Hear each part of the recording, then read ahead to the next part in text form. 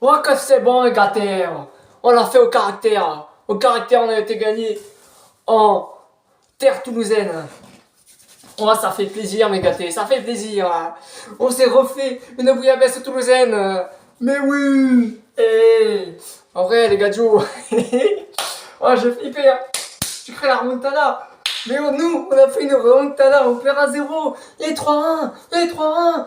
Et après 3-2. Mais en vrai, c'était un match à intensité. C'était sûr qu'il allait y avoir plus de 4 buts. Et par contre, ce que je trouve ça aussi fou, c'est de faire deux mi-temps autant différentes entre la première et la deuxième. Tu peux, je sais pas, en vrai, je comprends pas. C'est encore un essai tactique. Mais voilà, je comprends pas. Mais en tout cas, ça me fait plaisir. C'est au mental là qu'on a été la chercher. 3-2. Aïe aïe aïe. Et on regarde à chaque fois du QG. Prochain match, je sais contre qui c'est. Voilà. Donc laissez-nous rêver, laissez-nous rêver. Malgré que cet après-midi, on est encore plus cru. Mais lorsque ces enfoirés, ils ont pas tenu. En tout cas, sur ce match-là, en première mi-temps, il manquait d'intensité, il manquait de pressing. Et j'avais l'impression que les joueurs, ils étaient fatigués. Je sais pas, c'est bizarre. Il y avait aussi un autre problème. On se faisait trop vite transverser au milieu, en fait. Le fait que leur milieu est décroché, et qu'ils faisaient en 1-2, et qu'ils faisaient un dédoublement, ça nous perdait dans notre ligne au milieu. Ce qui fait que Vertou, il était pas très bien, et Rangé non plus. Le changement aussi, la titularisation d'Azedine Ounahi, elle a été compliquée.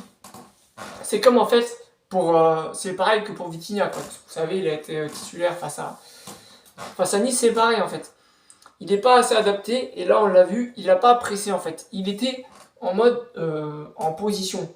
Il pressait pas. Alors il faisait de bons retours défensifs, et de bonnes passes en retrait et tout, techniquement c'était propre, mais il n'y avait pas dans le pressing. C'est pour ça qu'on l'a vu directement, même si il n'est pas impliqué directement dans le jeu, Malinowski. On l'a vu, ce pressing en deuxième mi-temps qui a tout changé et qui a changé l'OM, le visage de l'OM, parce que l'OM était plus haut, était plus sur les ballons, remportait les duels, et ils étaient plus au contact, et du coup ils ont pu repartir.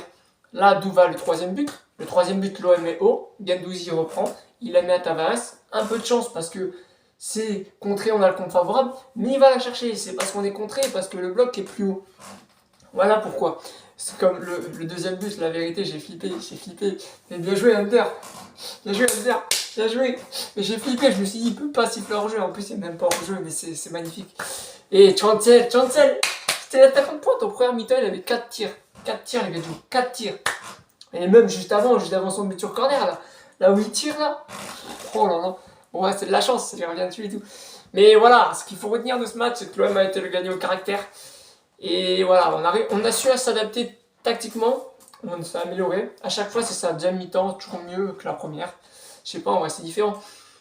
Mais on voit la Malinowski qui a déjà un très grande importance dans ce système. Parce qu'il presse et du coup, ça force le bloc à être plus haut, à faire plus les efforts.